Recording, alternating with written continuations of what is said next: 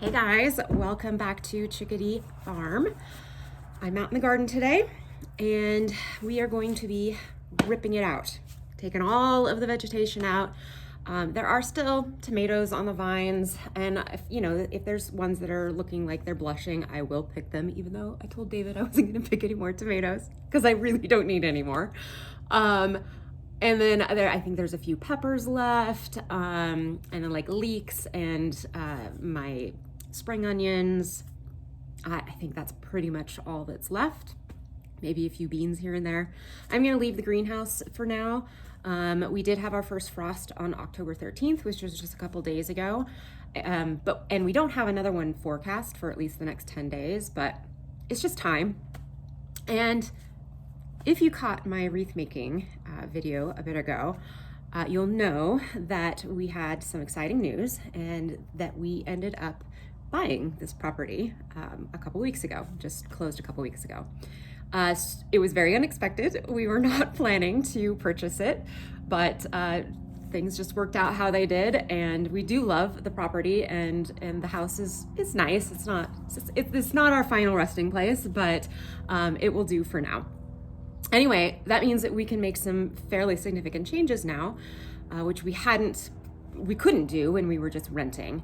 And a big part of that is my garden, and I get to build like almost my dream garden this spring. I'm very excited. David is going to be a huge part of that, of course. But the first step is ripping out the garden, because we actually have to move and take apart all of the garden beds. We're gonna still use this space, but it's gonna be completely redesigned, and pretty much none of the beds can stay where they are. So, huge project, but the first thing that needs to happen is all of the vegetation and all of the irrigation needs to come out. So, that's what we're doing today, ripping out vegetation. So, let's get to it. So the first thing I did just now was I turned the water off, and we have a frost-free spigot. And as far as my knowledge goes for how they work, what they do is they suck all the water from the top of the spigot down underground. So I'm hoping that also means that, well, it sounds like it is. It's pulling all of the water out of the hose, and it's gonna pull all of the water out of the irrigation lines. I'm pulling them all up, so it doesn't matter, but it will just make the job a little less wet, I hope. Anyway, so that is happening right now, and now next I'm going to go ahead and harvest what is left. I do have a bunch of fish peppers here. Let me see if I can show you these little guys here. Quite a few of them left still, so we're gonna get all of those. We have some big red cherries, which are not red, but that's fine. And we have some random other peppers that have decided to grow even with this cold weather. Cool weather. Certainly not pepper weather, anyway. So I'm gonna get all of those as well. So that's first.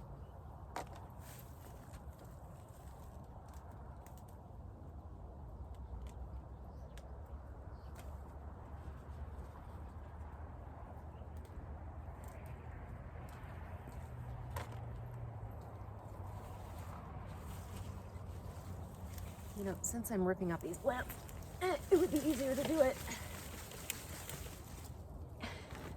this way.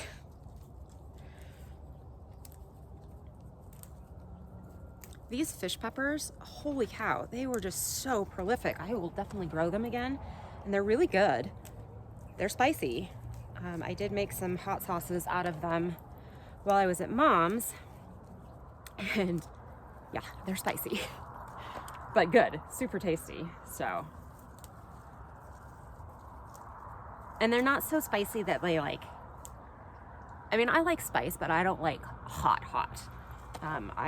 David has much higher tolerance than I do. So it's a good heat, is what I'm trying to say. All right, I'm gonna leave these little teeny tiny ones. Don't need every single one. And I will give all of this stuff to the chickens. They're gonna love it. try to get as much dirt off as I can though.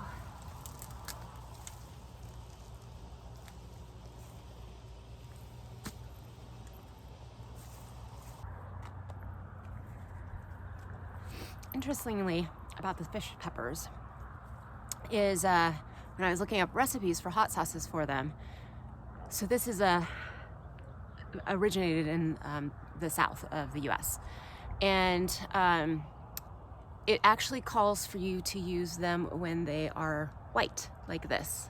I mean, obviously it still has green striping, but that's what they do, is they're variegated like this. But yeah, you're supposed to pick them and use them at this color for hot sauce.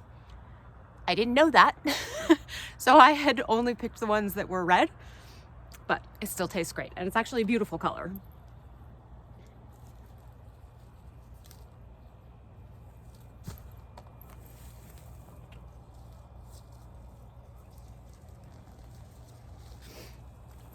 All right, so we're just gonna go around the garden and do this, and then and as I'm picking the ones, I'll pull them out, and then I'll just come back and I'm gonna pull it all out.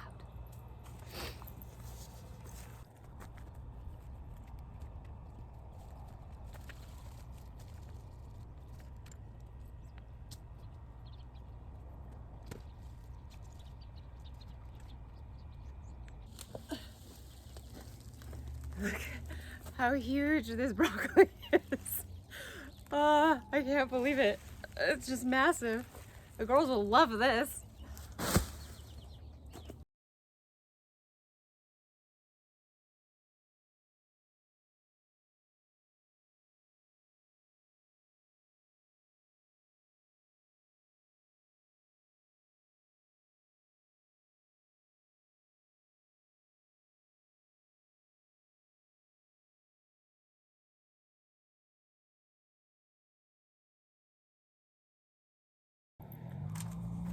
All right, I got quite a bit of peppers. And the funny thing is, like, these guys, these are bell peppers. Clearly, they're not anywhere near to size. I think this will be edible, though. But either they didn't exist at all when I did my final harvest before our trip, which was a couple weeks ago, or they were teeny tiny, like teeny itty bitty tiny. And they've grown. It's just crazy to me. And we have not had hot weather in over a month, over 2 months, really. Not hot enough peppers anyway. But yeah, I mean, I got all of these peppers. Look at these serranos. I even have a fully ripe serrano. It's crazy. I'm not complaining. It's amazing. All right, so next, I need to pull out all the carrots. I was hoping I could leave them, but I'm just gonna pull them because we need to pull the bed. So do the carrots next, then the tomatoes, and then we will truly start pulling things out. I pulled a few things out just because they were in my way. They were covering up pepper plants or my bean plants. Then I also have to figure out what I want to do with my strawberries and all of my herbs that potentially could come back. The herbs I'm not concerned about because they all grow like weeds, so I'm not concerned about them. Plus I have a ridiculous amount of them. But the strawberries, I need to look up and see if like you can dig them up and like store them in damp sand or something over winter and overwinter them and then replant them. So I'll have to look that up. Okay, this is a little bit bigger project than I was thinking. Got to get back to it.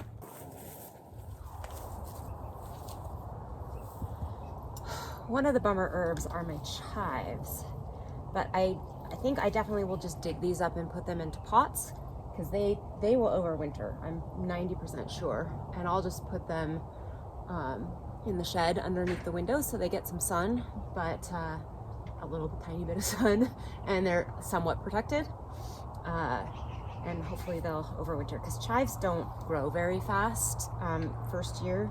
I mean, these certainly didn't. So I would like to save them if I can. Oh, and the other thing that I'm saving are all of my tags. Number one, they're not going to compost, so I don't want to leave them in the dirt. And then I think I can actually, I used a permanent garden marker to do this, but I think like if I don't know, soak it in alcohol mixture or vinegar mixture or something like that, it'll come out. So I'm saving them.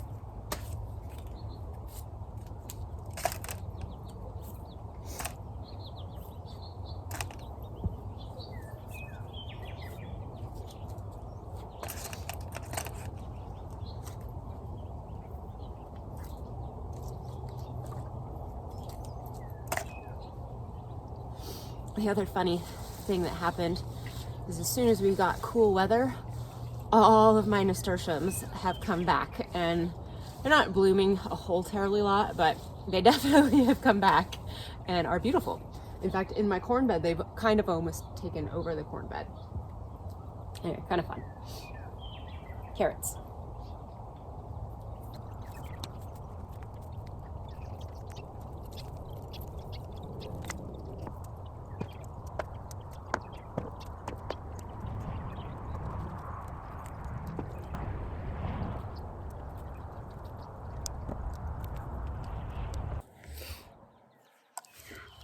Pretty decent extra carrot harvest.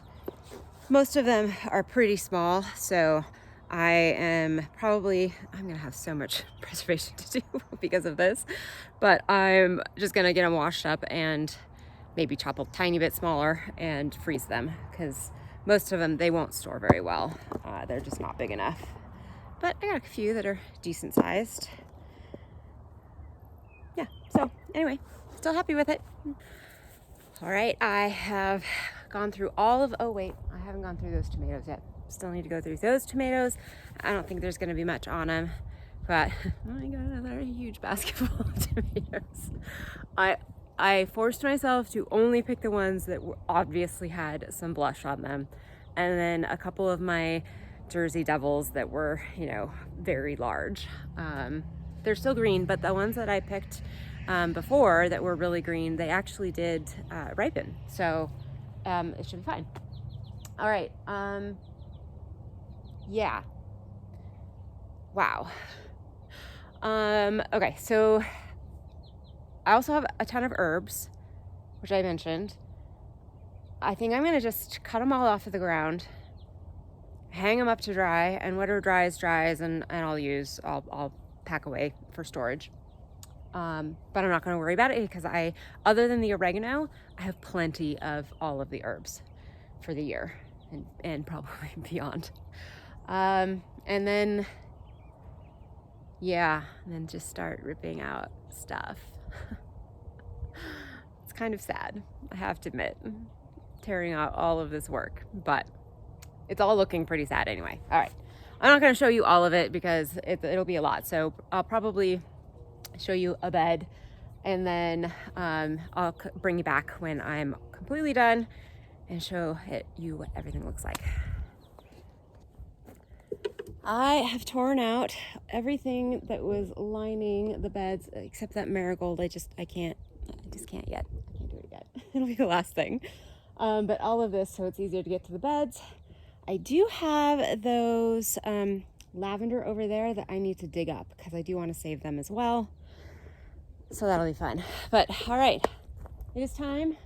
We will start with these 2 beds, pulling it all out.